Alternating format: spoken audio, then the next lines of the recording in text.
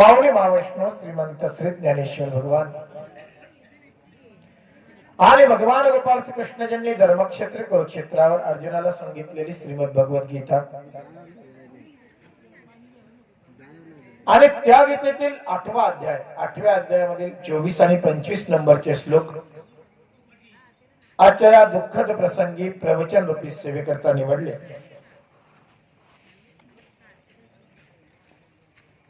मानवी जीवनामध्ये अंतिम सत्य मृत्यू। जीवनामध्ये बऱ्याच गोष्टी या तुमच्या माझ्या नियोजनाप्रमाणेच होतात असं नाही। बऱ्याचदा आम्ही ठरवतो पण तसं घडतच असं नाही। जीवन हे अनिश्चिततेने भरलेलं आहे। जीवनामध्ये निश्चित असं काहीच नाही। आम्ही ठरवतो एक, घडतं वेगळंच। आमच्या नियोजनाप्रमाणे जीवनामध्ये कधी काही घडताना दिसत नाही। पण जीवनामध्ये एक गोष्ट निश्चित आहे आणि ती गोष्ट म्हणजे मृत्यू। जीवनामध्ये बाकी काहीही निश्चित नसलं तरी मृत्यू मात्र निश्चित आहे। आणि या अंतिम सत्याला, या निश्चित घटनेला प्रत्येक जीवाला सामोरं जावं लागतं। या जगतामध्ये, या विश्वामध्ये, या मृत्यू लोकामध्ये मृत्यू हेच अंतिम सत्य आहे। म्हणून तर या लोकाचं नाव मृत्यू लोक आहे। इथं क्षणाक्षणाला मृत्यू आहे, सेकंदा सेकंदाला मृत्यू आहे। तुम्ही आम्ही सर्वजण मृत्यूच्या अधीन आहोत। प्रत्येकाला मृत्यूची भीती आहे। प्रत्येक जण मृत्यूच्या भीतीने ग्रासला आहे आणि हे निश्चित आहे। आम्ही कितीही म्हटलं ना मला मरायचं नाही, तरी आपल्या म्हणण्यावर मृत्यू थांबत नसतो, मरावंच लागतं। घाबरला तरी मृत्यूशी सामना करावा लागणार आहे आणि नाही घाबरलं तरी मृत्यूशी सामना करावा लागणारच आहे। आणि म्हणून मृत्यू जाणून घेणं अत्यंत आवश्यक आहे। नेमकी मृत्यू ही घटना काय आहे? तुम्ही आम्ही मरणार आहोत म्हणजे नेमकं काय होणार आहे? जन्माबद्दल विज्ञान सांगतं, मृत्यूबद्दल विज्ञान बोलत नाही। जन्माबद्दल मृत्यू सांगतं, आईच्या उदरामध्ये गर्भधारणेपासून विज्ञान बोलतं, परंतु मृत्यूबद्दल विज्ञान काहीच बोलत नाही। मग त्या मृत्यूला तुम्ही आम्ही जाणलं पाहिजे ना। जी घटना आमच्या जीवनामध्ये निश्चित आहे, जी घटना घडणारच आहे, त्याच्याबद्दल आम्हाला माहित नको का? त्याच्याबद्दल आम्ही जाणलं पाहिजे की नाही? जाणलं पाहिजे। जी निश्चित घटना आहे त्याच्याबद्दल नक्की आम्हाला माहित असलं पाहिजे। आम्ही जीवनामध्ये बऱ्याच गोष्टी जाणतो, माहिती करून घेतो, पण मृत्यूबद्दल माहिती करून घ्यायचं विसरतो, बर का? आम्हाला भरपूर ज्ञान आहे, भरपूर मिळवतो आम्ही ज्ञान, पण मृत्यूबद्दलचं ज्ञान आमच्याकडे नाही आहे, हे लक्षात ठेवा। आणि म्हणून मृत्यूबद्दल आम्ही जाणलं पाहिजे, नेमकी मृत्यू ही घटना कशी आहे आणि का आहे। एक तर निश्चित आहे की आम्हाला मरावं लागणार आहे, आम्हाला त्या घटनेच्या संबंधाने कुठेतरी एक दिवस जावं लागणार आहे। आमच्या जीवनामध्ये ती घटना आहे, तो दिवस, ती वेळ, ते निमित्त निश्चित ठरलेलं आहे। आणि म्हणून कधीतरी जावंच लागणार आहे मृत्यूच्या जवळ। मग थोडस आधी त्याच्याबद्दल माहित असलं ना की भीती कमी होते। लक्षात घ्या, वाघ आहे ना, वाघ हा खाणार आहे किंवा वाघ हा हिंस्र आहे, तो खाणार आहे, तो आपल्याला मारणार आहे, हे माहित आहे। पण वाघाबद्दल ज्ञान असलं ना की हे बा, सर्कशीतला जो रिंग मास्टर म्हणतो ना आपण, तो वाघाला खेळवतो, आपण नाही खेळवू शकत. सर्कशीतला रिंग मास्टर वाघाला खेळवतो, तो सांगेल तसं वाघ ऐकतो. त्यानं छडी आपटली की स्टूलवर जाऊन बसतो, छडी आपटली की स्टूलवरून उतरतो. त्याच्या इशाऱ्यावर वाघ चालतो. एवढा हिंस्र असताना देखील त्यानं त्याला वाकवला, झुकवला. त्याच्या मागे टेक्निक आहे ना काहीतरी, त्याच्या मागे अभ्यास आहे ना. त्या वाघाच्या बद्दलच्या ज्या काही त्याच्या सवयी असतील किंवा त्या वाघाबद्दल जे काही माहिती असेल, ते ज्ञान असेल, ते त्यानं मिळवलंय. त्याच्या सवयी काय, त्याची वागण्याची रीत काय, तो केव्हा रागवतो केव्हा नाही, या सगळ्या गोष्टींबद्दल त्याला माहित आहे. माहिती असल्यामुळे त्यानं खेळवला. मुद्दा नीट लक्षात घ्या, मृत्यूबद्दल देखील आम्हाला माहिती हवी. एक लक्षात घ्या, मृत्यूला खेळवणारे नव्हते का? होते ना. मृत्यूवर मात करणारे नाहीत का? नव्हते का? होते ना. मृत्यूला देखील मृत्यूवर देखील विजय मिळवणारी माणसं आपल्या या मृत्यू लोकांमध्ये होऊन गेली. तुकोबारायांनी नाही का, जगा काळ खाया मी माथा दिला पाय.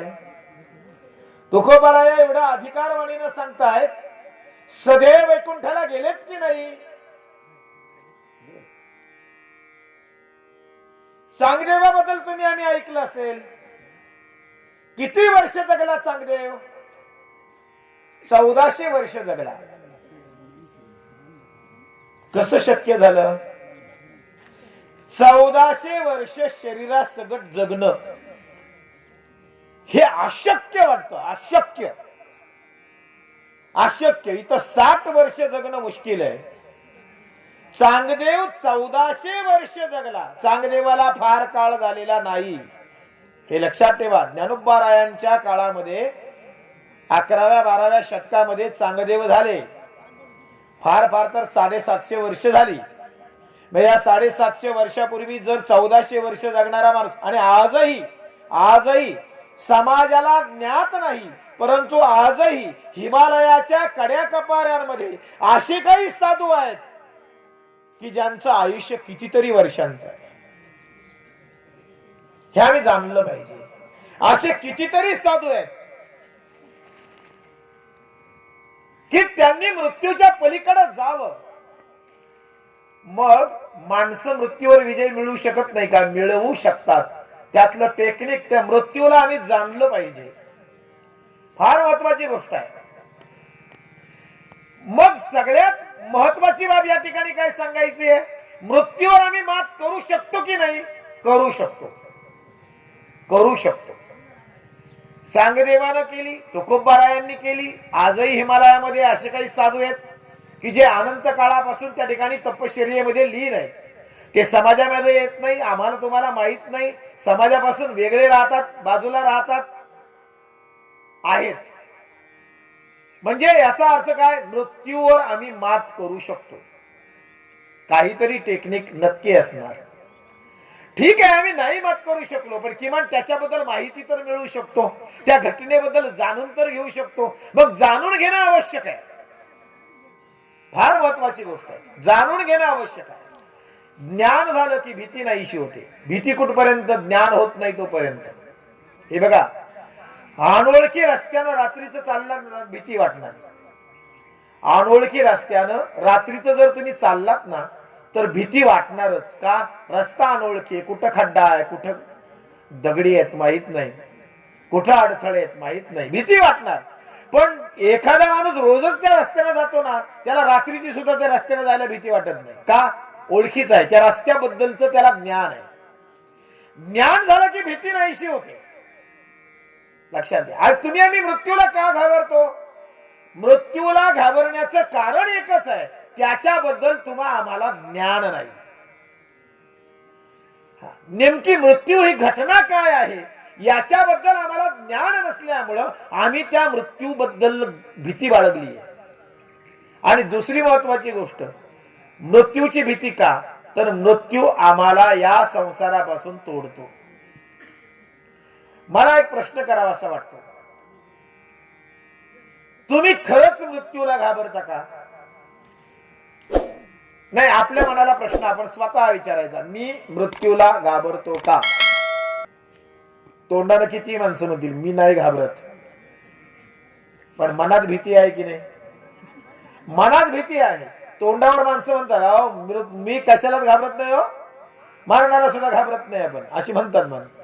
पण मनात कुठेतरी एक भीती असतेच. मृत्यूबद्दलची एक दहशत आहे. ती दहशत, ती भीती ही असतेच. म्हणून असं कोणीच नाही की मरणाला घाबरत नाही. पण माझा प्रश्न आहे तुम्हाला, खरंच मृत्यूला घाबरता का? एक सांगू का तुम्हाला, मृत्यूला कोणीच घाबरत नाही. तुम्हीही मृत्यूला, महिला मंडळ शांत बसायचं, महिला मंडळ,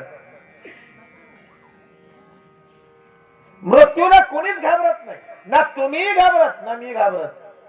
मृत्यूची भीती कुणालाच नाहीये, तुम्हाला सुद्धा नाहीये, अजिबात कोणीच घाबरत नाही. हे पहा, मरणार आहोत हे तर निश्चित आहे की नाही? तुम्हालाही माहित आहे, मलाही माहित आहे. एक दिवस आपल्याला मरायचंच हे माहितच आहे, बरोबर आहे. घाबरलं तरी मरणारच आहोत की नाही? नाही घाबरलं तरी मरणारच आहोत. म्हणजे मृत्यू हा होणारच आहे की नाही? होणारच आहे, बरोबर. मग माझा प्रश्न आहे, मृत्यूला तुम्ही घाबरता का? मृत्यूला घाबरता का? तरी तुम्ही म्हणाल हो घाबरतो. नाही, मृत्यूला कोणीच घाबरत नाही. मृत्यूला कोणीच घाबरत नाही. भीती कशाची आहे माहितीये का? आजपर्यंत तुम्ही आम्ही जे कमावलं, आजपर्यंत तुम्ही आम्ही जे जमवलं, आजपर्यंत तुम्ही आम्ही ज्या गोष्टींवर प्रेम केलं, ज्या गोष्टींना जपलं, ज्या गोष्टींबद्दल तुमच्या माझ्या मनात आपुलकी आहे, जिव्हाळा आहे, त्या सगळ्या गोष्टी मृत्यूमुळे आम्हाला सोडाव्या लागतील. भीती याची आहे, भीती मृत्यूची नाहीये. आम्हाला आम्ही जेवढं कष्टानं उभं केलेलं घर आम्हाला सोडावं लागेल, एवढ्या कष्टानं कमावलेली जमीन आम्हाला सोडावी लागेल, एवढ्या कष्टानं कमावलेला बँकेतला बॅलन्स आम्हाला तसाच सोडून जावा लागेल, ही आमच्या अवतीभोवती जमवलेली जिव्हाळ्याची प्रेमाची माणसं आम्हाला सोडून जावी लागतील, याची भीती आहे. भीती मृत्यूची नाहीये. आम्हाला ती भीती वाटते, लक्षात ठेवा. भीती त्याची, एक दिवस जमावलेला संसार आम्हाला सोडावा लागणार आहे, भीती याची आहे. म्हणजे काय होणार आहे? एवढं कष्ट करून कमावलेलं मातीमोल होणार आहे, शून्य होणार आहे. भीती ही आहे. म्हणून म्हटलं मृत्यूला कोणी घाबरत नाही, सोडावं लागणार आहे याची भीती आहे. मग जसं विज्ञानानं जन्माबद्दल बोलावं, तसं विज्ञान मृत्यूबद्दल फार बोलत नाही. मृत्यू नेमकं काय आहे? जन्म ज्या पद्धतीने एक नैसर्गिक घटना सांगितली, बरोबर आहे. जन्म ही नैसर्गिक घटना आहे की नाही? मग मृत्यू सुद्धा नैसर्गिक घटनाच आहे. मग जन्म जर नैसर्गिक आहे तर मृत्यू सुद्धा नैसर्गिक आहे. जर आपण ढोबळ मनाने विचार केला तर जन्म म्हणजे जीवाचं सर्जन. लक्षात घ्या, शरीरामध्ये जीवाचं सर्जन होणं आणि त्यातून जन्म ही प्रक्रिया घडते.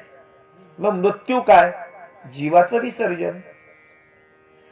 शरीरातून जीवानं बाहेर पडणं, जीवात्म्यानं बाहेर पडणं हा मृत्यू आहे. आणि शरीरामध्ये जीवात्म्याचा प्रवेश ही जन्माची सुरुवात आहे. दोन्ही घटना नैसर्गिक आहेत. जीवानं शरीरामध्ये प्रवेश करावा आणि जन्माची प्रक्रिया सुरू व्हावी. जीवानं शरीरातून बाहेर पडावं आणि मृत्यू व्हावा. ज्या पद्धतीनं जीव शरीरामध्ये प्रवेश करतो त्याच पद्धतीनं जीव शरीरातून बाहेर पडतो. याच्यात कष्टप्रद काय आहे? दोन्ही नैसर्गिकच आहे, दोन्ही नैसर्गिकच आहे. जीवाचा प्रवेशही नैसर्गिक आहे आणि जीवात्म्यानं बाहेर पडणं सुद्धा नैसर्गिकच आहे. मग याच्यात वेगळं असं काय? काहीच नाही. दोन्ही नैसर्गिक. जिथं जीवाचा प्रवेश झालाय तिथं उत्सर्जन होणारच आहे, विसर्जन होणारच आहे, एक्झिट होणारच आहे, तो बाहेर पडणारच आहे. किती दिवस या शरीरामध्ये मुक्कामाला राहील, शेवटी ते किती उपयोगाचं आहे याच्यावर जीवात्मा ठरवतो किती दिवस थांबायचं. आणि एक सांगू का, प्रारब्ध आहेत, भोग आहेत, कर्म आहेत, या सगळ्या गोष्टी त्याच्याशी संबंधित आहेत। या सगळ्यांचा विचार करूनच मग जीवात्मा या शरीरामध्ये निवासाला असतो आणि ती घटना, ती निमित्त, तो काळ, ती वेळ एकदा आली की मग तो जीवात्मा शरीराला सोडून देतो। एवढी सोपी प्रक्रिया सांगितली बर का, एवढी सोपी प्रक्रिया। जीवन ही मृत्यू ही अवघड प्रक्रिया नाहीये, उलट मला वाटतं जन्माची प्रक्रिया फार कठीण आहे। जन्माची प्रक्रिया फार कठीण आहे।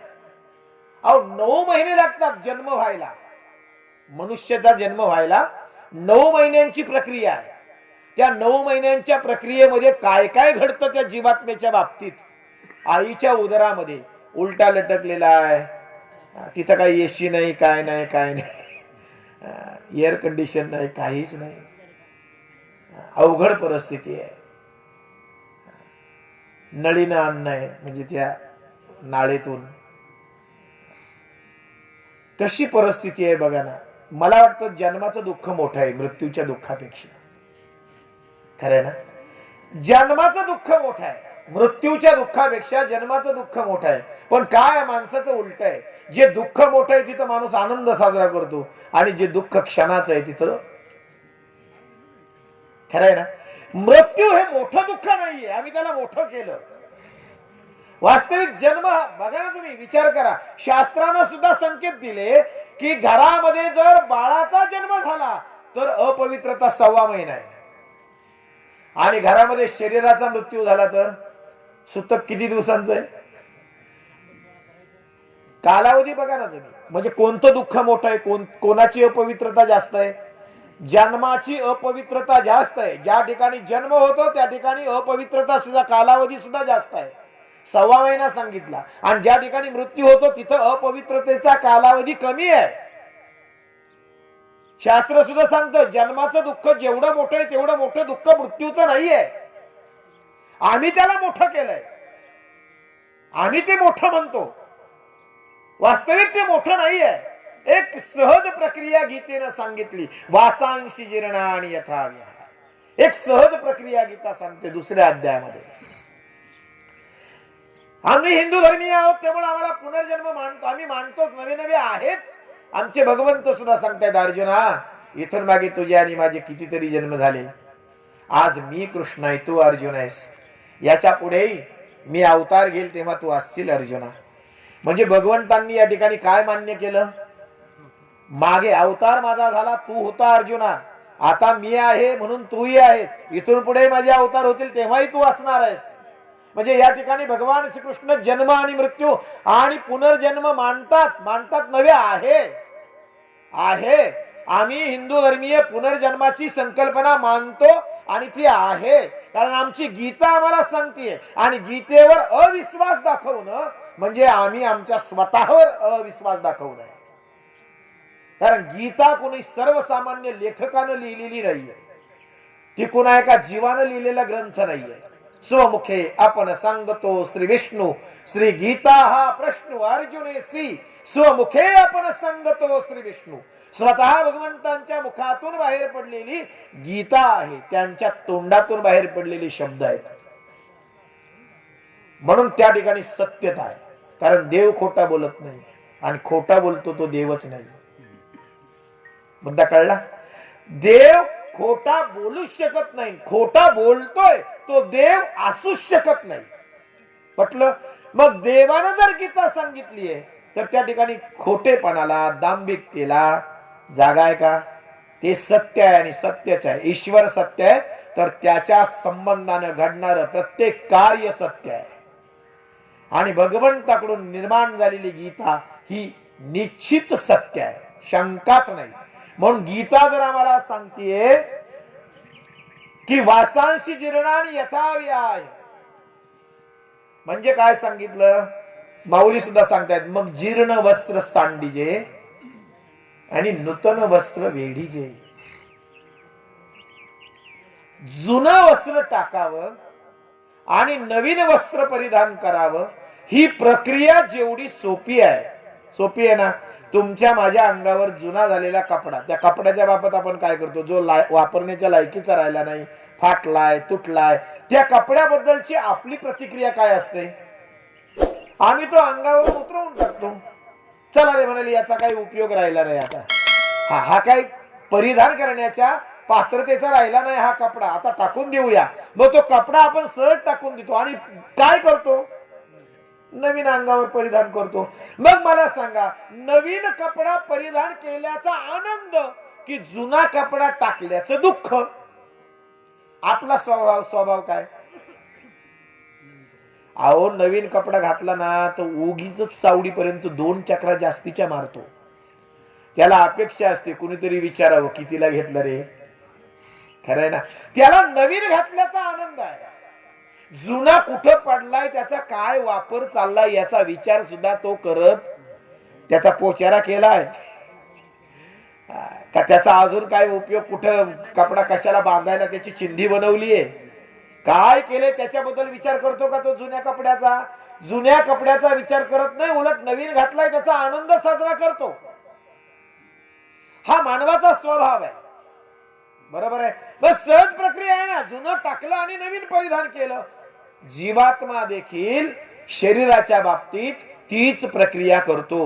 म्हणजे काय, जीवात्मा काय करतो, जीर्ण झालेलं शरीर, म्हातारं झालेलं शरीर, वापरण्यायोग्य न राहिलेलं शरीर, बर का, जे वापरण्याच्या योग्य नाही, जे जुनं आहे, फाटलेलं आहे, तुटलेलं आहे, रोगानं ग्रस्त झालेलं आहे, असं रोगानं ग्रस्त झालेलं वापरण्यायोग्य न राहिलेलं शरीर जीवात्मा टाकतो आणि पुन्हा नवीन शरीरामध्ये प्रवेश करतो. म्हणजे एक शरीर सांडलं आणि नवीन शरीरामध्ये प्रवेश झाला, म्हणजे मृत्यू एकीकडे झाला असताना त्याच ठिकाणी पुन्हा एकदा जन्माची प्रक्रिया सुरू झाली. बर का, म्हणून ही जन्म मृत्यू ही जी प्रक्रिया आहे ना, ही अविरत असणारी प्रक्रिया आहे. ही अखंडपणे अव्याहतपणे चालणारी प्रक्रिया आहे.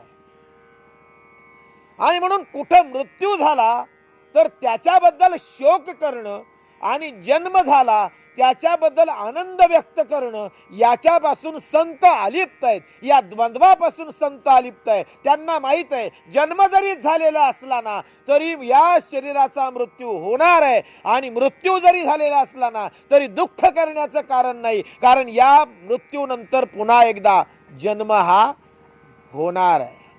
म्हणून भगवंत अर्जुनाला सांगतायत, अर्जुना, मृत्यूबद्दल शोक करू नकोस आणि जन्माबद्दल आनंद व्यक्त करू नकोस, कारण जन्म झालाय ना मरावं लागणार आहे, आणि मेलाय ना तर जन्मावं लागणार आहे. ही अविरत आणि अखंड घडणारी प्रक्रिया आहे. म्हणून या प्रक्रियेकडे तुम्ही आम्ही डोळसपणे बघितलं पाहिजे.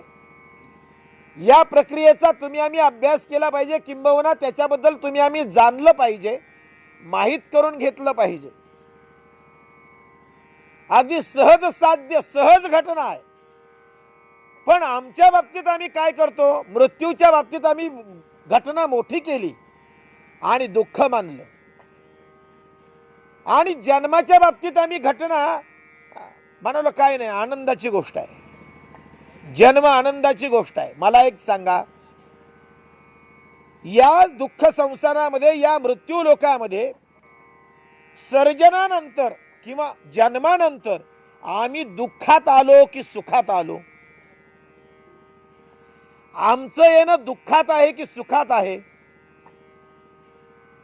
अहो, दुःखातच आहे. आलो ही दुःखरूपी संसारामध्ये, आणि जन्म हे सुद्धा दुःखच आहे. फक्त मुद्दा एवढा आहे, त्याची आम्हाला जाणीव नाही, मात्र तेही दुःखच आहे. मुद्दा लक्षात आलाय? जन्म हे सुद्धा दुःखच आहे. तिथं बाकीच्यांनी आनंद मानला असेल, पण जो जन्माला आलाय ना तो मात्र दुःखात आहे, त्याला मात्र दुःख आहे. गीतेनं जन्म हा दुःख सांगितलं.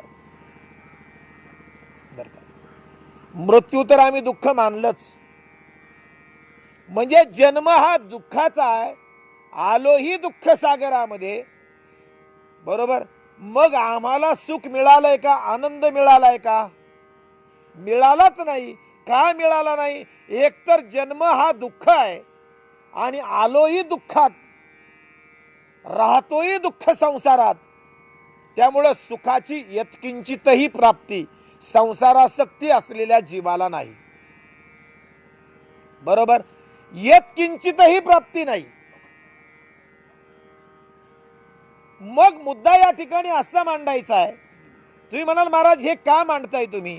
मला याच्यासाठी सांगायचंय की मृत्यू तुम्ही आम्ही जाणलाच पाहिजे, त्याच्याबद्दल तुम्ही आम्ही जाणलं पाहिजे, त्याच्याबद्दलचं ज्ञान तुम्हा आम्हाला असलं पाहिजे. म्हणून गीतेचा मूळ सिद्धांत जो आहे मृत्यूबद्दलचा, तो मूळ सिद्धांत तुमच्या समोर दुसऱ्या अध्यायाच्या निमित्तानं ठेवला की जीर्ण वस्त्र सांडीजे, नूतन वस्त्र वेढीजे, उपजे ते नासे, नासे ते पुनरपी दिसे, हे घटिका यंत्र जैसे परिभ्रमेगा. म्हणजे काय, जे उपजलं ते नासणार आहे आणि जे नासलंय ते पुन्हा उपजणार आहे. म्हणून कोणत्याही प्रकारानं शोक करणं, दुःख व्यक्त करणं योग्य नव्हे, हे गीता सांगतीये. मग आता मरावं लागणार आहे की नाही? हे तर निश्चित आहे, मरावं लागणारच आहे की नाही? मरावं लागणारच आहे. मग भगवंतांना अर्जुन विचारतायत, भगवंता जर मृत्यू निश्चित आहे तर मग असा सोपा मार्ग सांगा जेणेकरून मृत्यूनंतर आम्हाला सहज उत्तम गती प्राप्त होईल, सहज उत्तम गती प्राप्त होईल, मृत्यूनंतरचा आमचा प्रवास सुखकर होईल, मृत्यूनंतर आम्ही सुखानं पुन्हा उत्तम गतीला प्राप्त होऊ, असा काही मार्ग आहे का? अक्षर ब्रह्मयोगामध्ये 8व्या अध्यायामध्ये 24 आणि 25 नंबरच्या श्लोकामध्ये भगवंत 2 मार्ग सांगतायत. 24व्या श्लोकामध्ये भगवंत अर्चिरा मार्ग सांगतायत आणि 25 नंबरच्या श्लोकामध्ये धूम्र मार्ग सांगतायत. 2 प्रकारचे मार्ग सांगितले. ऊर्ध्व गतीनं जातो तो अर्चिरा आणि अधोगतीनं जातो तो धूम्र मार्ग. 2 प्रकारचे. त्याची तिथी, त्याचा मास, त्यावेळची स्थिती, त्यावेळची शरीरामध्ये आवश्यक असणारी स्थिती, या सगळ्या गोष्टींचं वर्णन 8व्या अध्यायाच्या 24 आणि 25 नंबरच्या श्लोक मध्ये केलंय. अग्निर्ज्योतिर्ह शुक्लः षण्मासा उत्तरायणम तत्र प्रयाता गच्छन्ति ब्रह्म ब्रह्मविदो जनाः. म्हणजे काय सांगितलं? आत अग्नज्योतीचा प्रकाशू, बाहेरी शुक्ल पक्षू आणि दिवसू आणि सामासान माझी मासू उत्तरायण. अशा स्थितीत जर तुमचा माझा देह पडला तर त्या ठिकाणी अर्चिरा मार्ग प्राप्त होतो, तो ऊर्ध्व गतीला जातो. भगवंतांचं म्हणणं आहे. आयशिया समयोगाची निवृत्ती, लाहोनी जे देह ठेविती, ते ब्रह्मची होती ब्रह्मविद. हे ज्ञानोबरायांच्या मुखातून बाहेर पडलेले शब्द आहेत. म्हणून शंका अजिबात नाही. तुमच्या माझ्यावर घेतील शंका, हो संतांवर काय शंका घ्यावी? आणि जो संतांवर शंका घेतो त्याच्यासारखा बेईमान माणूस नाही. संतांवर शंका घेणं म्हणजे मी मगाशी सांगितलं, देवावर आणि संतांवर जो शंका घेतो ना, तो स्वतःवर अविश्वास प्रकट करतो. ही फार महत्वाची गोष्ट आहे. आणि म्हणून ज्ञानोबराया ज्या ठिकाणी सांगतायत, स्वतः भगवंतांच्या या श्लोकाला पाठिंबा दुजोरा देत आहेत. काय सांगतायत? अग्निर्ज्योतिर्ह शुक्ल षण्मासा उत्तरायणम. अर्चिरा मार्ग सांगितला. भीष्माचार्यांसारखे अत्यंत ज्ञानी, त्यांनी देखील जेव्हा रणभूमीवर पडावं तेव्हा त्यांना इच्छामरण असताना देखील लगेचच मृत्यूचा स्वीकार भीष्माचार्य करत नाहीत. त्यांना विचारलं, आपण का बरं एवढे कालावधीपर्यंत थांबलात? तेव्हा भीष्माचार्य सांगतायत उत्तरायण. त्यांना अपेक्षा आहे उत्तरायणाची. उत्तरायणामध्ये देह पडणे ही अत्यंत उत्तम बाब सांगितली आणि ती ऊर्ध्व गतीचं प्रतीक सांगितलं. म्हणून उत्तरायणाची आपण काय म्हणतो, नाही नाही त्यांचा देह उत्तरायणात पडला किंवा त्यांचा मृत्यू उत्तरायणामध्ये झाला. म्हणजे उत्तरायण फार महत्वाचं सांगितलं. आत अग्निज्योतीचा प्रकाशू म्हणजे काय, हा महत्वाचा मुद्दा आहे. माणसं म्हणतील चला शुक्ल पक्षही आहे, उत्तरायण देखील आहे, नाही का, आणि शुक्ल पक्षात उत्तरायणामध्ये दिवसा, रात्रीचा देह पडू नये, दिवसा देह पडू नये म्हणजे मृत्यू होऊ नये.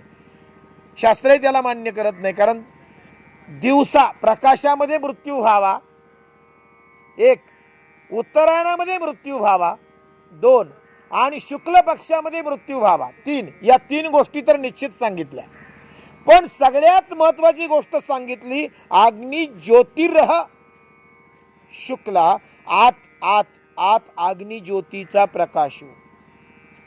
म्हणजे काय हो, त्या ठिकाणी आत्मज्ञान सुद्धा, आतमध्ये आत्मज्ञानाची ज्योती जागृत हवी. तुम्हा आम्हाला आत्मज्ञानाची प्राप्ती झालेली हवी आतमध्ये, ही फार महत्वाची गोष्ट आहे. ती जाणीव जोपर्यंत नाही आत्मज्ञानाची, तोपर्यंत या तिथीला सुद्धा महत्व नाही. आतमध्ये प्रकाश पाहिजे, आत्मज्ञानाचा प्रकाश, आत्मज्ञानाचा प्रकाश पाहिजे, स्वतःबद्दलची जाणीव पाहिजे. एक लक्षात ठेवा, मृत्यू हा जाणीवेत व्हावा, अजाणीवेत होऊ नये. जाणीवेत मृत्यू असावा, जाणीवेत. जाणीवेत म्हणजे माझ्या बाबतीत काय घडतंय याची त्यावेळी, म्हणून त्यासाठी बुद्धी क्लिअर असावी, बुद्धी साबूत असावी. मृत्यूच्या वेळी बुद्धी आमची स्थिर असावी, ही फार महत्वाची गोष्ट आहे. स्थिर बुद्धीनं मृत्यूचा स्वीकार, आणि आतमध्ये आत्मज्ञान, आत्मज्योतीचा प्रकाश, या सगळ्या गोष्टी आवश्यक आहे उत्तम गतीसाठी. नुसतं दिवस आहे, शुक्ल पक्ष आहे आणि उत्तरायण आहे, या एवढ्याच गोष्टी मान्य नाहीत. हा सगळा संयोग जुळून येणं गरजेचं आहे, सगळाच्या सगळा. ही बाह्य स्थिती झाली, उत्तरायण, दिवस, शुक्ल पक्ष, ही बाह्य स्थिती आहे. पण अंतरंगाचं काय, आतमध्ये सुद्धा अग्निज्योतीचा, आत्मज्ञानाचा प्रकाश हवा, बुद्धी स्थिर हवी. मृत्यूच्या वेळी बऱ्याचदा म्हणण्यापेक्षा जवळजवळ तुम्ही आम्ही सगळेच जण विचलित असतो. आणि एक दुसरी गोष्ट, मृत्यूच्या वेळी आम्ही भयावह असतो, घाबरलेले असतो. दुसरं, मृत्यूच्या वेळी आम्ही स्थिर नसतो, आणि मृत्यूच्या वेळी आम्हाला जाणीव नसते की नेमकं आमच्या बाबतीत घडतंय काय. ही सगळ्यात महत्वाची, मृत्यूच्या वेळी या गोष्टी कळतच नसतात. बघा ना तुम्ही, एखादा मरणासन्न व्यक्ती जर असेल तर तो मरणासन्न व्यक्ती आहे ना, तो नुसताच बघत असतो, त्याच्या आजूबाजूला कोण आहे. मग माणसं म्हणतात नाही रे, आता तो ओळखत नाही कुणाला, नुसताच बघतोय तो, आता ओळखत नाही. त्यानं त्याच्या लेकीला ओळखलं नाही, त्यानं त्याच्या मुलाला ओळखलं नाही. हे का घडलं, बुद्धी त्या ठिकाणी संपली, जाणीव संपली, बुद्धी संपली, ज्ञान संपलं, या सगळ्या गोष्टी संपल्या. आणि म्हणून त्या ठिकाणी एक अशी अवस्था, भ्रमित अवस्था निर्माण झाली, तिथं आम्हाला काहीही कळत नाही. म्हणून संत आणि आत्मज्ञानी माणसं किंवा ज्ञानी माणसं भगवंताकडं मृत्यूच्या वेळी स्थिर बुद्धीची अपेक्षा करतात. देवा, मृत्यूच्या वेळी माझी बुद्धी स्थिर असू दे आणि तुझं स्मरण असू दे, मारताना तुझं स्मरण असू दे, बुद्धी स्थिर असू दे. नेमकं काय घडतं माहितीये का, मृत्यूच्या वेळी सगळ्यात पहिल्यांदा जर काय जातो ना, तर ती बुद्धी जाते. तुमची माझी बुद्धी पहिल्यांदा मृत्यू व्हायच्या आधी, म्हणून आपण माणसं म्हणतात विनाशकाले विपरीत बुद्धी. हे घटनेच्या बाबतीत घडतं खरं, पण विनाश जवळ आल्यानंतर खरोखर बुद्धी लयाला जाते, बुद्धी जाते. माणसाला कळत नाही तो काय करतो, त्याला वाटतं मी जे करतो ते बरोबर करतोय. बाकीचं घडल्या घटना घडून गेल्यानंतर माणसं म्हणतात अरे तो तिथं गेला नसताना तर असं घडलंच नसतं. या नंतरच्या चर्चा आहेत. माणसाचा तिथं जर तो गेला नसताना तर एवढं घडायचं काही कारणच नव्हतं, त्याने जायलाच नको होतो. आपण तसं नाहीये, त्याच्या दृष्टीनं त्यावेळी ती योग्य होतं, त्याला बुद्धीच तशी होती, त्याला तिथं जाणंच होतं, कारण मृत्यू तिथं आहे. आणि एक लक्षात घ्या, प्रत्येक जण मृत्यूच्या दिशेनंच धावतोय. तुम्ही म्हणाल मी पुण्याला चाललोय, मी मुंबईला चाललोय, मी दिल्लीला चाललोय, मी इकडे चाललोय, मी तिकडे चाललोय. नाही नाही, कोणी कुठंच जात नाही. प्रत्येक जण चाललाय तो मृत्यूच्या वाटेनं चाललाय. आणि कुठंतरी रस्त्यात मग त्याची गाठ पडते. म्हणून प्रत्येकाचं धावणं हे मृत्यूकडे आहे. तुमचं माझं सगळ्यांचं धावणं हे मृत्यूकडे आहे. तुमचा माझा प्रवास मृत्यूकडे आहे. आणि क्षणाक्षणाला माणसं एकदाच मरतात का? तुम्ही काय माणसं काय म्हणतात? नाही हो, मरायचं एकदाच मरायचं, एकदा नाही, रोज क्षणाक्षणाला, प्रत्येक क्षणाला आम्ही मरतो, प्रत्येक क्षणाला मरतो. आता या घडीला सुद्धा तुमचा माझा मृत्यू होतोय. मृत्यू ही एकदम घडणारी घटना नाहीये. मृत्यू ही अविरत आणि अखंड घडणारी प्रक्रिया आहे.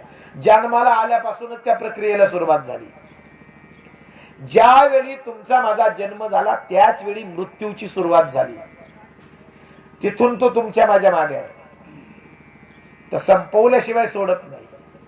शरीर पडल्याशिवाय मृत्यू नाही. आणि तो अविरत सुरू आहे. म्हणून एक लक्षात घ्या, क्षणाक्षणाला आम्ही मरतोय, सेकंदाला आम्ही मरतो. सेकंदाला तुमचं माझं आयुष्य कमी होत आहे. सेकंदाला तुमचं माझं आयुर्मान कमी होत आहे. खरं आहे की नाही?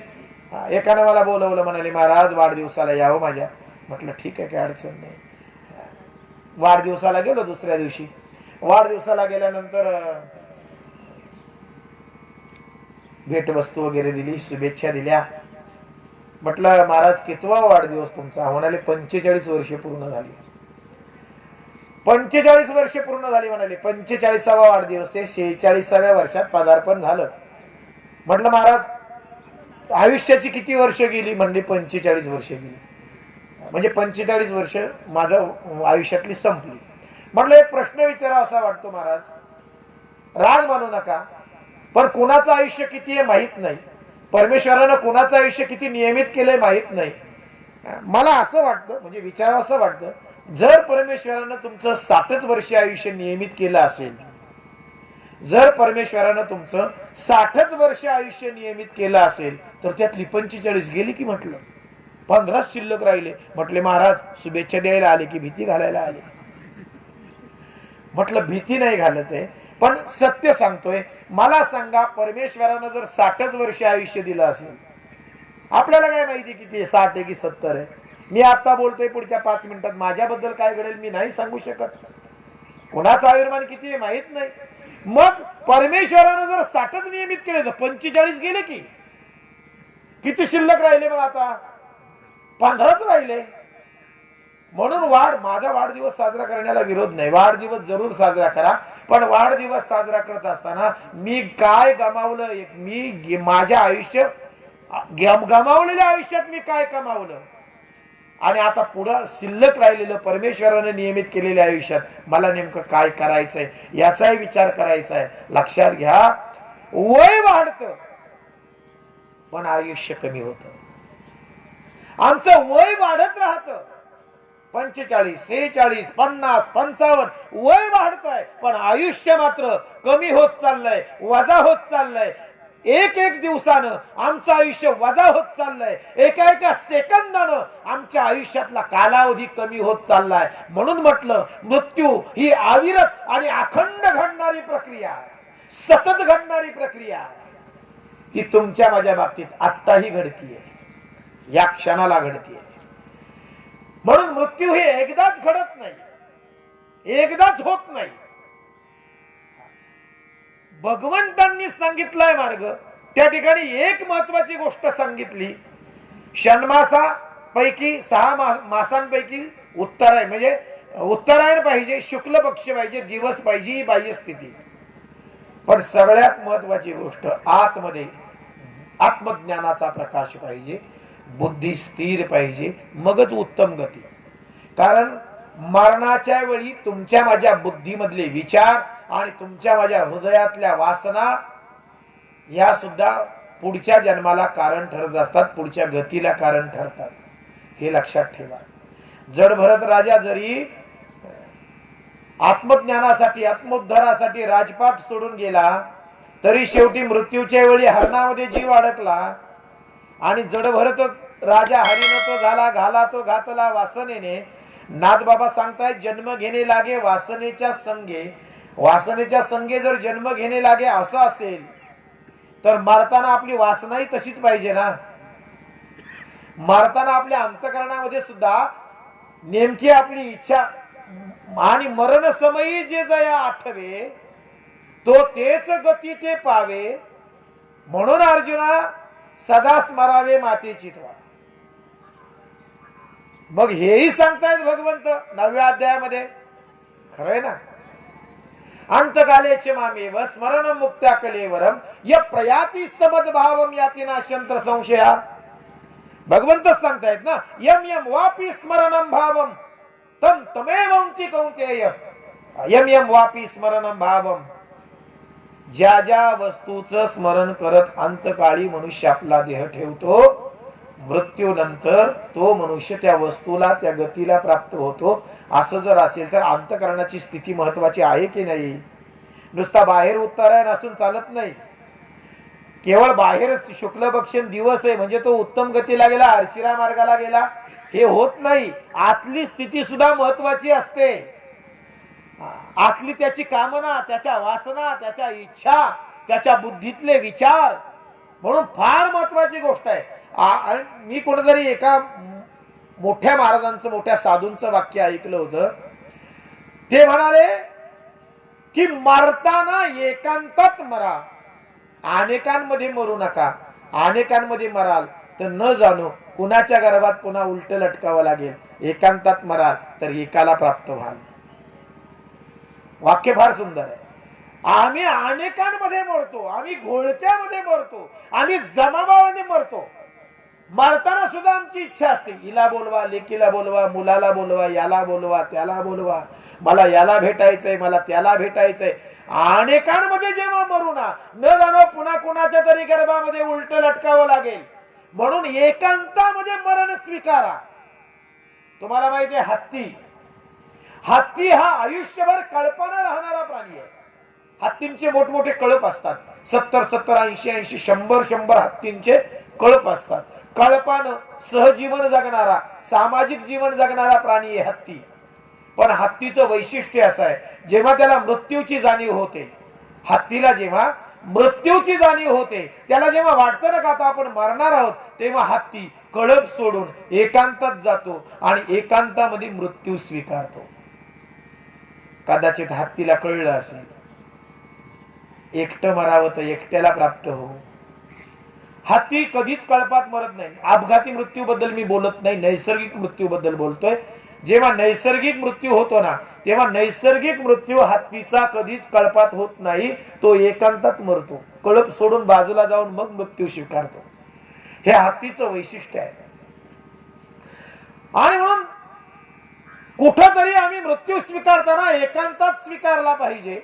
अनेकांमध्ये जेव्हा मृत्यूचा स्वीकार होतो ना, तेव्हा न जाणो अनेक वासना, अनेक इच्छा, अनेक कामना आपल्या अंतःकरणामध्ये निर्माण होतात आणि त्यानुसार पुढच्या गतीला तुम्हाला प्राप्त व्हावं लागतं, हे गीता सांगते. आणि म्हणून या ठिकाणी अंतःकरणाची अवस्था फार महत्वाची आहे. उत्तम गतीसाठी अर्चिरा मार्ग प्राप्त होण्यासाठी आतली स्थिती मृत्यूच्या वेळची महत्वाची आहे. ती आतली स्थिती शरीराची किंवा शरीरामध्ये होणारे जी काय आतली जी काही गोष्टी आहेत त्या महत्वाच्या आहेत. अंतःकरण स्थिर हवं, बुद्धी स्थिर हवी, आत्मज्ञानाचा प्रकाश हवा. आपल्याबद्दल काय घडते, मृत्यूला ज्यानं स्वतः डोळ्यांनी बघितलं आणि अनुभवलं ना, कदाचित तो मुक्त होऊ शकतो. पण मृत्यूला जाणणं आणि मृत्यूला अनुभवणं याच्यासाठी बुद्धीची स्थिरत्व आवश्यक आहे. त्या ठिकाणी बुद्धी स्थिर असणं आवश्यक आहे. आणि मृत्यूच्या वेळी नेमके आम्ही घाबरलेल्या अवस्थेत असल्यामुळं त्या ठिकाणी बुद्धीचं स्थिरत्व प्राप्त होत नाही आणि म्हणून आमची बुद्धी त्यावेळी संपते आणि बुद्धी संपल्यामुळं आमच्या बाबतीत काय घडतंय ते आम्हाला त्यावेळी मृत्यूच्या वेळी कळत नाही, उमजत नाही, उमगत नाही. जिथं आमच्या बाबतीत काय घडते उमगत नाही तेव्हा बाकीच्या गोष्टींचा विचार करणंच बाजूला ठेवा. म्हणून अर्चिरा मार्ग प्राप्तीसाठी अंतःकरणाची स्थिती अतिशय आवश्यक आहे. मग अर्जुनाने विचारलं भगवंता, अर्चिरा मार्ग प्राप्त करणारे किंवा अर्चिरा मार्गाने उत्तम ऊर्ध्व गतीला जीव जातो, मग धूम्रगती किंवा धूम्र मार्गाने काय होतं, त्याची स्थिती काय? मग ते म्हणाले, धूमोरतिस्तता कृष्ण षण्मासा दक्षिणायनम तत्र चांद्रमसं ज्योतिर्यो योगी प्राप्त निवर्तते. धूम्र रातिस्तता कृष्ण, रात्र असते, कृष्ण पक्ष असतो, आणि दक्षिणायन जे आहे, दक्षिणायन त्या 6 महिन्यांपैकी 1 महिना. ही बाहेरची स्थिती. आतमध्ये शरीरामध्ये अज्ञान, अंधकार, बुद्धीचा विचलितपणा, अंतःकरणामध्ये मोहमाया, वासना, विकार या गोष्टींची दाटी, शरीराची अवस्था श्लेषमय, शरीराला घाम आहे, शरीर अकराळ विकराळ आहे, शरीराचे हातपाय झाडणं वगैरे, ज्या शरीराची जी अवस्था आहे ती भयावह आहे. डोळ्यांची अवस्था भयावह आहे, दृष्टी नासागरी नाही, ती विचलित आहे, ती भयावह आहे. अशा स्थितीत जर देह पडतोय तर तो धूम्रगतीला जातो, अर्थात अधोगतीला जातो, अधो मार्गाला जातो. तो धूम्र मार्ग आहे. हे 2 मार्ग सांगितले. म्हणजे शरीराची स्थिती आणि बाहेरची स्थिती या दोन्ही स्थितींचा संयोग होणं अतिशय आवश्यक असतं. या संयोगातूनच खऱ्या अर्थानं गतीचा निर्णय होतो. आणि त्याच्याही पेक्षा पलीकडे जाऊन मी सांगितलं, बाह्य स्थिती जेवढी महत्वाची नाही तेवढीच शरीराची आंतरिक स्थिती महत्वाची आहे. आतल्या स्थितीवर फार अवलंबून आहे. याच्या उलट मी कदाचित असाही म्हणेल, दक्षिणायन आहे, कृष्ण पक्ष आहे, दक्षिणायन आहे, कृष्ण पक्ष आहे, रात्र आहे, पण अंतःकरणामध्ये आत्मज्ञान आहे, अंतःकरणामध्ये आत्मज्योतीचा प्रकाश आहे, बुद्धी स्थिर आहे. पण मला वाटतं साधूंच्या बाबतीत हे घडत नाही. कारण ज्यावेळी हे घडतं, साधू या गोष्टींचा विचार जरूर करतो. साधू म्हणण्यापेक्षा जाणकार किंवा ज्ञानी माणूस या गोष्टींचा विचार जरूर करतो की नेमकी कोणत्या काळात माझा देह पडावा. म्हणून भीष्माचार्यांसारखे अत्यंत ज्ञानी आणि हुशार, त्यांनी आपल्या देहाची स्थिती कोणत्या काळात आपण देह सांडावा याचा विचार बराच आधी केला आणि इच्छा मृत्यूनुसार त्यांनी मृत्यू स्वीकारला. बरोबर आहे. आणि म्हणून या मृत्यूबद्दल आणि उत्तम गतीबद्दल या सगळ्या गोष्टी तुम्ही आम्ही जाणत असतो. उत्तम गती, लाईफ आफ्टर द डेथ, मृत्यूनंतरचं जे जीवन आहे ते मृत्यूनंतरचं जीवन तुम्ही आम्ही जाणलं पाहिजे आणि ते सुखकर व्हावं याच्यासाठी तुमचे माझे प्रयत्न मृत्यूनंतर होत नाहीत. लक्षात घ्या, प्रयत्न करणं हे जोपर्यंत तुम्ही आम्ही शरीराच्या आश्रयाला आहोत तोपर्यंतच ते शक्य असतं. मृत्यूनंतर प्रयत्न नाही, मृत्यूनंतर गती असते. लक्षात घ्या, मृत्यूनंतर कुठलाही प्रयत्न करता येत नाही. आणि म्हणून कालावधी आहे आणि तुमच्या माझ्याकडे वेळ आहे, तेव्हाच तुम्ही आम्ही सावध झालं पाहिजे, तेव्हाच तुम्ही आम्ही सावध झालं पाहिजे. आम्ही नेमकं का जगावं, कशासाठी जगावं, नेमकं आम्ही काय करावं, जीवन जगत असताना नेमकं आम्ही कोणत्या वस्तूंना कोणत्या गोष्टींना महत्व द्यावं याचा बारकाईनं विचार होणं आवश्यक आहे. ज्या वस्तूंना ज्या गोष्टींना तुम्ही आम्ही महत्व देतो त्या वस्तू त्या गोष्टी आमच्या उपयोगाच्या आहेत का? कदाचित ऐहिक आणि भौतिक जीवन जगण्यासाठी त्या तुम्हाला उपयोगी पडतीलही, पण पारलौकिक जीवनामध्ये त्याचा काही उपयोग आहे का याचाही विचार होणं गरजेचं आहे. कारण तुम्ही आम्ही मगाशी सांगितलं की जर मृत्यूनंतरचं लाईफ असेल आणि मृत्यूनंतर पुन्हा जन्म असेल, जर आमचा हिंदू धर्म आणि भगवान श्रीकृष्ण आणि गीता जर सांगतेय, तर मग आम्हाला त्या गोष्टींचा विचार करणं आवश्यक ठरतं. केवळ एवढंच लाईफ आहे असं नाही आहे. इथून मागे तुम्ही आम्ही कितीतरी वेळा जन्माला आलेलो असू, त्याची जाणीव बुद्धीमध्ये नाही, कदाचित त्याची आठवण स्मृती आमच्या बुद्धीत नाही, पण इथून मागे आम्ही कदाचित अनेक जन्म भोगून आलो आता या जन्मामध्ये आहोत, या शरीरामध्ये आहोत, याच्यानंतर कदाचित आम्हाला आमच्या विचारांनुसार कर्मांनुसार अनेक जन्म पुढे प्राप्त होतीलही, पण ते पुढचे जन्म जर आम्हाला कदाचित सुखकर व्हावेत, हे पहा लक्षात घ्या, तुम्ही आम्ही बद्ध प्रकारामध्ये येत असल्यामुळं तुम्हा आम्हाला जन्माला यावंच लागेल याच्यात शंकाच नाही. तुम्ही किती म्हणालात ना नाही आम्हाला जन्माला यायचं तरी यावंच लागेल, कारण आम्ही बद्ध जीव आहोत. जीवाचे 3 प्रकार आहेत, बद्ध, मुक्त आणि मुमुक्ष. मग आम्ही बद्ध प्रकारामध्ये येतो. बद्ध जीवाला जन्म मृत्यूचं स्वातंत्र्य नाही आणि बद्ध जीवाला जन्माला यावंच लागतं. कितीही नाही म्हटलं तरी, कितीही दुःख असलं तरी त्याला जन्म घ्यावाच लागतो. आणि म्हणून आम्हाला जर पुन्हा जन्माला यायचंच आहे, शास्त्रानुसार, गीतेनुसार, संतांच्या म्हणण्यानुसार जर आम्हाला पुन्हा जन्माला यायचंच आहे, तर आम्हाला त्या येणाऱ्या जन्माबद्दलचा देखील विचार करणं आवश्यक आहे. आता जीवन आम्ही जगत असताना आम्ही जर पुढं आम्ही बँकेत पैसा साठवून ठेवतो. का साठवतो? अहो म्हणाले आता जरी त्याचा उपयोग नसला तरी भविष्यामध्ये काही संकट आली, दुःख, तेव्हा तर उपयोगी पडेल. म्हणजे आम्ही बँकेत पैसा का साठवला? आम्ही पुढची काळजी केली, आम्ही पुढच्या गोष्टींचा विचार केला की त्यावेळी तरी आम्हाला तो उपयोगी पडेल, म्हणून आम्ही साठवला. मग आम्ही आमच्या जीवनामध्ये का कमावलं, का मिळवलं, का साठवलं, आम्ही पुढच्या भविष्याचा विचार करतो. मग मला वाटतं जीवन जगत असताना कदाचित आम्ही पुढच्या जन्माचाही विचार केला पाहिजे, पुढच्या गतीचाही विचार केला पाहिजे. तिथं आम्ही चुकतो. आम्ही फक्त या लाईफ पुरतं, या जीवनापुरता विचार करतो, पण पुढचा विचार करण्याचा आम्ही विसरून जातो. संत फार सावध वागतायत, फार सावध वागतायत. संत इतके सावध आहेत ना की महाराज त्यांनी कार्य संपल्यानंतर अनर्थ व्यर्थ जीवन जगणं सोडून दिलं. बघा ना, विचार करा. ऐन वयाच्या 22व्या वर्षी ज्ञानोबाराया निवृत्तीनाथ दादांकडे समाधीची अपेक्षा करतायत की दादा ज्या कार्यासाठी जन्माला आलो ते कार्य संपन्न झालं, आता व्यर्थ जगण्याचा अर्थ नाही, समाधी घेण्याचा मानस आहे, समाधीसाठी परवानगी द्यावी. निवृत्तीनाथ दादांकडे ज्ञानोबाराया समाधीची परवानगी मागतायत वयाच्या 22व्या वर्षी. आणि वयाचं 22 हे तारुण्याचं वय आहे, त्या वयामध्ये खऱ्या अर्थानं जीवन जगावंसं वाटतं. अशा ऐन तारुण्यामध्ये ज्ञानोबाराया समाधीस्थ होत आहेत. किती सावध आहे, व्यर्थ जगत बसले नाहीत. ज्या ठिकाणी कार्य संपन्न झालं त्याच ठिकाणी जीवन थांबवलं.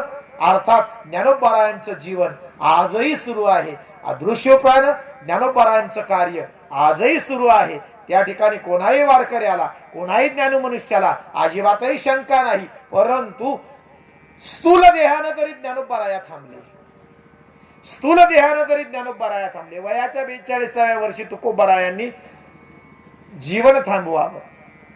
ह्या त्यांच्या हातातल्या गोष्टी, ते मुक्त प्रकारामध्ये येतात आणि मुक्त जीवाला जन्म आणि मृत्यूचं स्वातंत्र्य आहे. कुठं यायचं जन्माला, केव्हा यायचं, कोणत्या कार्यासाठी यायचं आणि कधी थांबायचं, या गोष्टी त्यांच्या हातातल्या असतात. त्या प्रकारामध्ये सर्व संत येतात.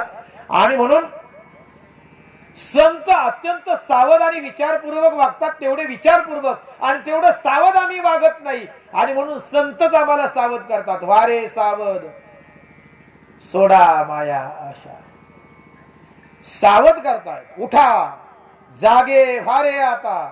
म्हणजे काय रे? उठा जागे व्हारे आता, याचा अर्थ काय? जाग कुणाला करतात? झोपलाय त्याला. जो झोपलाय त्याला जाग करतात. म्हणून तुम्ही आम्ही ज्या अर्थी संत तुम्हाला म्हणतायत उठा जागे व्हा, याचा अर्थ आम्ही काय आहोत? झोपलेलो आहोत. मी तुम्हाला प्रश्न केला, तुम्ही जागे आहात का झोपलेले आहात? तुम्ही म्हणाल महाराज धडधडीत जागे आहोत, डोळे उघडे आहेत, तुमचं प्रवचन ऐकतो, आम्ही जागे आहोत. परंतु संत म्हणतायत सगळेच झोपलेत, सगळेच झोपलेत, कुणीच जागा नाही, सगळे झोपलेले आहेत. तुलसी रामायणाची सुरुवात आहे. तुलसी रामायणामध्ये भगवान शंभूंना पार्वती विचारतीये, भगवान जी जगत क्या है, जगत क्या है? भगवान शंभू पार्वतीला म्हणतायत जगत मिथ्या, जगत मिथ्या. मिथ्या म्हणजे खोट आहे, जग खोट आहे. म्हणाले खोटं कसं? हे विचरण करतंय, व्यवहार करतंय, हालचाल करताना दिसतंय, त्याला अस्तित्व जाणवतंय, डोळ्यांनी दिसतंय, खोटं कसं म्हणायचं? ते म्हणाले एक सांगू का, मोहनिशा सब सोवनहारा देख ही स्वप्ने अनेक प्रकारा. प्रत्येक जीवाला मोहानं ग्रासलंय आणि त्या मोहानं ग्रासल्यामुळं त्याला झोप लागली. मोह निशा, मोहाच्या रात्रीत प्रत्येक जीव झोपलाय आणि त्या झोपेत त्याला पडलेलं हे संसाराचं स्वप्न आहे. मग या संसाराच्या स्वप्नामध्ये अनेक प्रकारच्या भूमिका तो पार पाडतो, अनेक प्रकारे जगतो, पण खरी झोप लागलीये मोह निशा. मोहाची झोप आहे, त्याला मोहानं ग्रासलंय. जन्माला आल्याबरोबर आत्मस्थितीला यायला जाते. आईच्या उदरामध्ये सोहम म्हणणारा जीव जेव्हा आईच्या उदरातून बाहेर पडतो तेव्हा तो कोहम म्हणतो, आत्मस्थितीला यायला जाते आणि संसारासक्ती वाढते. ही संसारासक्ती का वाढते? त्याचं कारण आहे, जन्माला आल्याबरोबर तुमच्या माझ्या मानगुटीवर दोन गोष्टी बसतात. जन्माला आल्याबरोबर तुमचं माझं हृदय जातं मोहाच्या अधीन आणि तुमची माझी बुद्धी जाते मायेच्या अधीन. बुद्धी मायेच्या अधीन होते आणि हृदय मोहाच्या अधीन होतं आणि संसाराच्या स्वप्नाला सुरुवात होते, जे खोटं आहे, जे अस्तित्वहीन आहे, दिसतंय पण त्याला अस्तित्व नाहीये. अशा अस्तित्वहीन संसाराला आम्ही अस्तित्ववान मानतो आणि त्याला स्वीकारण्याचा प्रयत्न करतो, त्याला सत्य मानून संसारासाठी जगण्याचा प्रयत्न करतो. हीच आमची झोप आहे, हाच आमचा बेसावधपणा आहे. आणि म्हणून मी प्रश्न विचारला, जागे आहात की झोपलेले आहात? प्रश्न असा आहे, झोपलेलो आहोत. आणि म्हणून संत म्हणतायत, उठा जागे व्हा रे आता, स्मरण करा पंढरीनाथा, भावे चरणी ठेवा माता, चुकवी व्यथा जन्मांच्या. चुकवी व्यथा जन्मांच्या या वाक्याला फार अर्थ आहे. चुकवी व्यथा, जन्माच्या नाही, जन्मांच्या. याचा अर्थ कळला. संत अनेक जन्म मानतायत, पुढेही होणारे, इथून मागेही झालेले असतील, इथून मागचे भोग, इथून पुढे निर्माण होणाऱ्या पुढच्या जन्मांमधल्या व्यथा, चुकवी व्यथा जन्मांच्या. म्हणजे या ठिकाणी संतांना देखील या गोष्टी मान्य आहेत, भगवंतांनी देखील मान्य केल्या. तुम्ही आम्ही सर्वजण मान्य करतो. विज्ञान कदाचित पुढे जाऊन मान्य करेल, कदाचित अजून त्याला धागे दोरे सापडले नसतील, सापडतील. म्हणून म्हटलं मृत्यूबद्दल विज्ञान जास्त बोलत नाही. जन्माबद्दल अगदी गर्भधारणेपासून विज्ञान सांगतं, परंतु मृत्यूबद्दल मात्र विज्ञान थोडंसं शांत आहे. विज्ञान त्याच्याबद्दल जास्त बोलत नाही. जीवात्म्यानं शरीरातून बाहेर पडणं इथपर्यंत प्रक्रिया विज्ञानाला माहित आहे, पण त्याच्या पुढेही विज्ञान जाऊन बोलत नाही, कारण कदाचित अजून पुढचा शोध लागलेला नाही. लागल्यानंतर त्यांच्याही लक्षात येईल पुन्हा जन्माला यावं लागतं. आमच्या ऋषीमुनींनी जे सूक्ष्म ज्ञान मांडलं, आमच्या ऋषीमुनींनी अनंत तपश्चर्येतून, अथक परिश्रमातून आणि जे काही ज्ञान मिळवलं ते अतिसूक्ष्म ज्ञान आमच्या ज्ञानोबरायांनी, आमच्या संतांनी अणुरेणूची संकल्पना त्या काळामध्ये मांडली. ज्ञानेश्वर महाराज पाण्यापासून वीज तयार होते ज्ञानेश्वरीमध्ये सांगतायत. भूगोल हा शब्द आम्हाला ज्ञानेश्वरीतून मिळाला. भूगोल, भूगोल याच्यात अर्थच असा आहे, भू म्हणजे जमीन आणि गोल, पृथ्वी ही गोल आहे हे आम्हाला ज्ञानेश्वरीत कळलं. सॉक्रेटिसनं नंतर मांडलं असेल कदाचित, त्यानं नंतर सांगितलं असेल पृथ्वी गोल आहे. तरी बायबल म्हणतो पृथ्वी सपाटच असेल. तरी बायबल मध्ये काय उल्लेख आहे? पृथ्वी कशी आहे? सपाट आहे. एवढं सगळं होऊन आता विज्ञानानं दुर्बिणीने बघून उपग्रह सोडून पृथ्वी ही गोल आहे हे कळलेलं असून सुद्धा सपाटच आहे. सांगायचं तात्पर्य असं टीका नाही करायची, परंतु जे आमच्या ऋषीमुनींनी जे आता टेलिस्कोपनं बघितलं ते आमच्या ऋषीमुनींनी त्याच वेळी बघितलंय.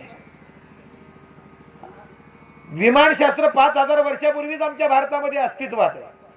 भारद्वाज मुनींनी 5000 वर्षापूर्वीच विमानशास्त्र लिहिलं आमच्या भारतामध्ये. आणि आम्ही विमानाचा शोध कोणी लावला सांगतो? राईट बंधूंनी. विमानाचा शोध कोणी लावला? राईट बंधूंनी.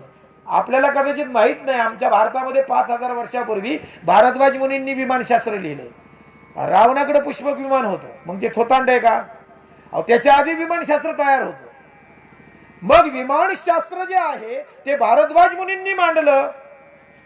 तळपाडे नावाच्या एका माणसानं मुंबईच्या चौपाटीवर विमान तयार केलं राईट बंधूंच्या आधी.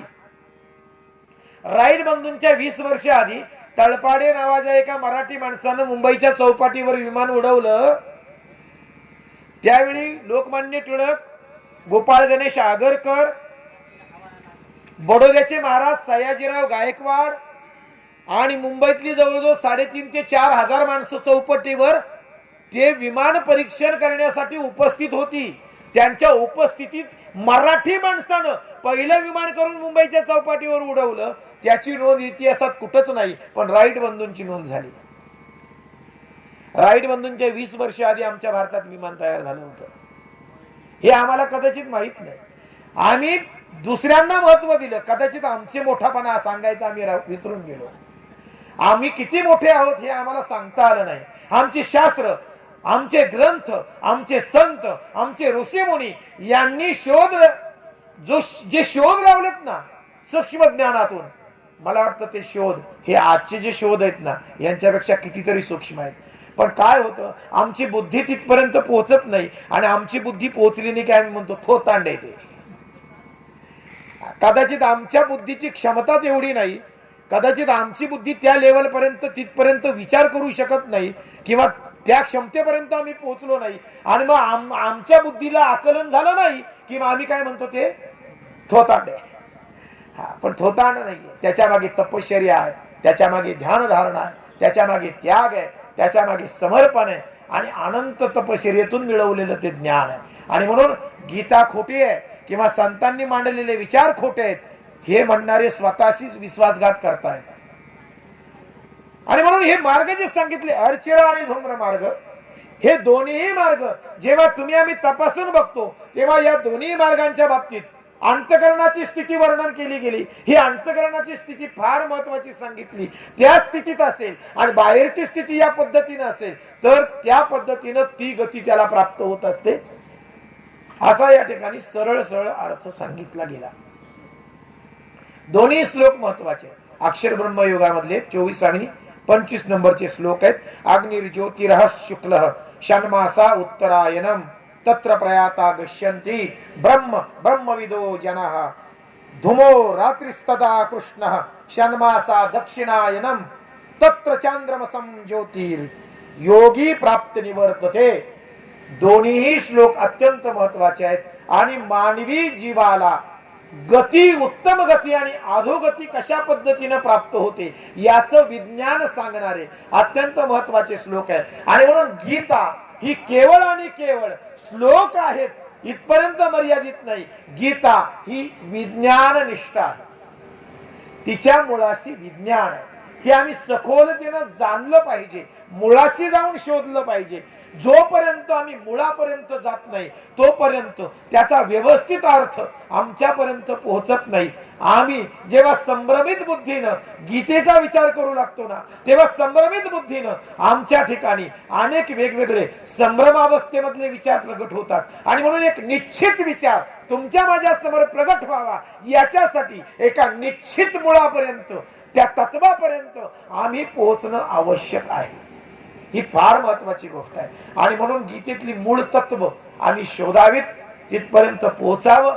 म्हणजे गीतेमध्ये जे मूळ भगवंताला जे तत्व सांगायचंय, जो विचार मांडायचा आहे, तो विचार तुमच्या माझ्यापर्यंत निश्चित पोहोचेल. आणि मग आम्हालाच आमच्या गीतेचा अभिमान वाटेल, आम्हालाच आमच्या गीतेबद्दल स्वाभिमान वाटेल आणि आम्हीच आमच्या गीतेला पुन्हा एकदा जगामधला सर्वश्रेष्ठ ग्रंथ मानू. कारण काय झालंय, आम्हीच आमच्या ग्रंथांना, आमच्या संतांना, आमच्या विचारांना आम्हीच पायदळीत उडवलंय. आमच्या विनाशाला, आमच्या ऱ्हासाला कोणी दुसरा कारणीभूत नाही. आमची मानसिक विचारधारा आणि आमची मानसिक स्थिती, आमचे विचारच आमच्या खच्चीकरणाला कारणीभूत आहे.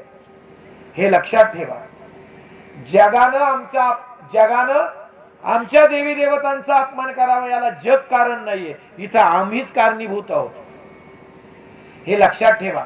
आणि म्हणून आम्हाला मोठं म्हटलं पाहिजे. आमचं मोठेपण आम्ही जगासमोर मांडलं पाहिजे. आम्ही मोठे आहोतच, मांडायचीही गरज नाही, आहोतच, पण ते जगाला ज्ञात होणं गरजेचं आहे. हे फार महत्वाची गोष्ट आहे. आणि म्हणून या ठिकाणी जे दोनही श्लोक मांडले ते मानवी जीवाच्या गतीबद्दल बोलणारे श्लोक आहेत.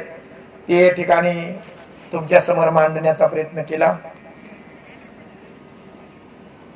आज जीवनभर